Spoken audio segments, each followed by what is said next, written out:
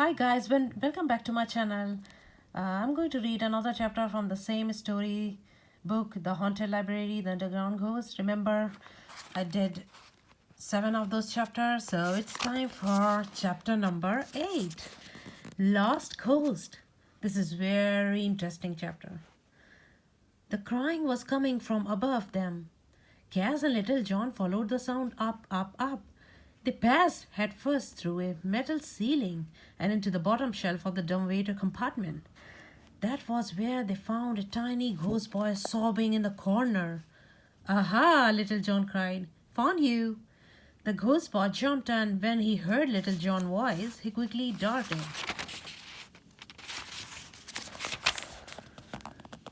through the back of the dumbwaiter and disappeared through the wall. Little John, Kaz exclaimed. You scared him. I didn't mean to, Little John said. Let's go catch him. They passed to the side of the dumbwaiter and looked around. Where would he go? Kaz asked as he and Little John expanded. They swam to the railing and scanned the living room below. There, Little John pointed. The ghost boy hovered near a purple chair. He's fast, Kaz said. They swam down to the living room. The other ghosts glanced up with alarm. They dived headfirst through the carpet. Cass and Little John followed him through the second floor book sorting area, through the first floor word languages area, all the way down to the dark parking garage. When the other ghost swam through the garage floor, Cass and Little John followed him there too. But the garage floor was different from other floors. It was made of thick, heavy concrete that was hard to swim through. Cass couldn't see, he couldn't hear, and he didn't feel like he was getting anywhere. He was starting to feel skizzy, really skizzy. He tried to turn around, but he had no idea where he was or how far around he would turn. He flapped his arms and kicked his legs. He opened his mouth to scream, but nothing came out. If he didn't get out of here soon, he was going to spew. Finally, Cass pawed back out into the parking garage. He breathed a sign of relief, but now he was alone in the parking garage. Where was Little John? Where was that other ghost? Did they get through all the concrete? Were they in some underground room? I'd better go back into the concrete and look for them, Cass thought to himself. He saw a car coming. It was going pretty slow, but still, Cass didn't want it to drive through him. He shot up to the ceiling and waited for the car to pass below him. Once it did, he floated back down to the floor. Here goes nothing, he muttered. He took a deep breath, then dived headfirst back through the concrete. He bumped his arms and kicked his legs, but it was just like before. The concrete was too heavy to swim through, too thick. He couldn't do it. He had to turn back. He swam and swam and swam until he was back in the parking garage. Now what? He wondered, his heart racing. Surely Little John would come back. Cass just had to wait for him. A bell dinged and Cass whirled around. It was elevator. A solid lady stepped in. She stopped at booth and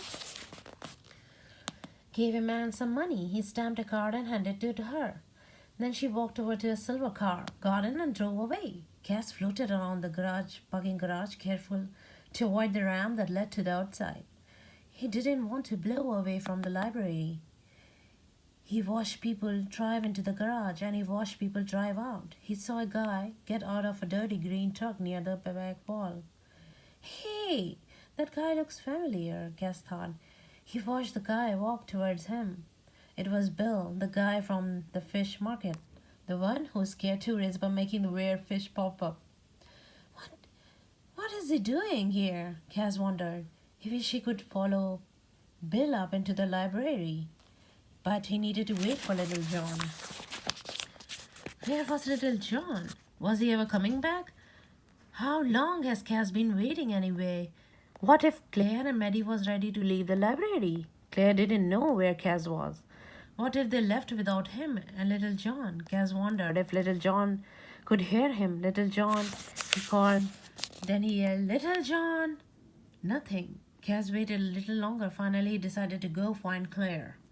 He swam up through the ceilings and came out between the first floor elevators and the security guard's desk.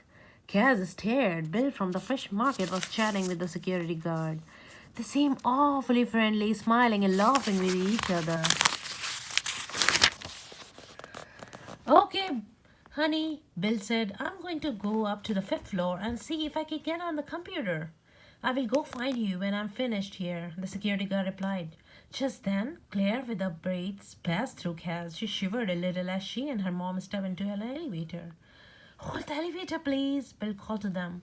Kaz darted out of the way so Bill wouldn't pass through him, too. Are you going down, Claire with the braids? Mom asked from inside the elevator.